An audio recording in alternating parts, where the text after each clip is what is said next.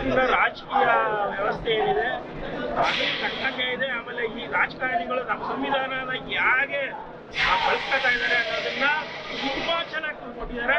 ಒಂದೊಂದು ಸಮಾಜಕ್ಕೆ ಬೇಕಾದಂತ ವಿಷಯನ ತುಂಬಾ ಚೆನ್ನಾಗಿ ಒಂದು ಹಳ್ಳಿ ಸೊಗಡಲ್ಲಿ ಇಟ್ಕೊಂಡು ತುಂಬಾ ಚೆನ್ನಾಗಿ ತೋರಿಸಿದ್ದಾರೆ. ಈ ಸಿನಿಮಾನ ಎಲ್ಲರೂ ನೋಡ್ಬೇಕು. ಅಂದ್ರೆ ಹಳ್ಳಿಲಿರೋ ಪ್ರತಿಯೊಬ್ಬನು ಅಲ್ಲೇ ಇಟ್ಕೊಂಡು ನಮ್ಮ ಸಂವಿಧಾನದ ಹೇಗೆ ಈ ಚಮಚಗಳು ಚೇಲಗಳು ರಾಜಕೀಯ ವ್ಯಕ್ತಿಗಳಲ್ಲಿ ಜೊತೆಗೆ ಸೇರ್ಕೊಂಡು ತಮ್ಮ ಬೇಳೆಗಳನ್ನ ಹೇಗೆ ಬೇಯಿಸ್ಕೊತಾರೆ ಅನ್ನೋದನ್ನ ಇಲ್ಲಿ ನೋಡಿ ಇದನ್ನ ತಿಳ್ಕೊಂಬೋದು. ಆ ರೀತಿ ನಮ್ಮ ದೇವನೂರು ಚಂದ್ರು ಸಖತ್ತಾಗಿ ಮಾಡಿದ್ದಾರೆ.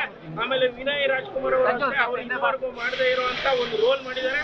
ಎಲ್ಲಾರ್ಗು ಒಂದು ರೋಲ್, ಎಲ್ಲಾರ ರೋಲು ಸಖತ್ತಾಗಿದೆ, ಎಲ್ಲರೂ ಚೆನ್ನಾಗಿ ಮಾಡಿದ್ದಾರೆ. ಸಿನಿಮಾಟೋಗ್ರಫಿನೂ ಸೂಪರ್ ಆಗಿದೆ. ಜೊತೆಗೆ ಮ್ಯೂಸಿಕ್ ಸೂಪರ್ ಮ್ಯೂಸಿಕ್. ಅವರು ಪೂರ್ಣಚಂದ್ರ ತೇಜಸ್ವಿ ಅವರಿಗೆ ಹ್ಯಾಟ್ಸ್ ಅಪ್ ಇರಬೇಕು. ಪ್ರತಿಯೊಂದು ಫ್ರೇಮಲ್ಲೂ ಆ ಮ್ಯೂಸಿಕ್ ಕಾಣುತ್ತೆ, ಪ್ರತಿಯೊಂದು ಸೀನಲ್ಲೂ ಅಷ್ಟೇ ಆ ಒಂದು ಸಿನಿಮಾಟೋಗ್ರಫಿ ಕಾಣುತ್ತೆ. ದೇವನೂರು ಚಂದ್ರು ಅವರ ಒಂದು ಡೈರೆಕ್ಷನ್ ಕಾಣುತ್ತೆ, ಎಲ್ಲ ಕಾಣುತ್ತೆ.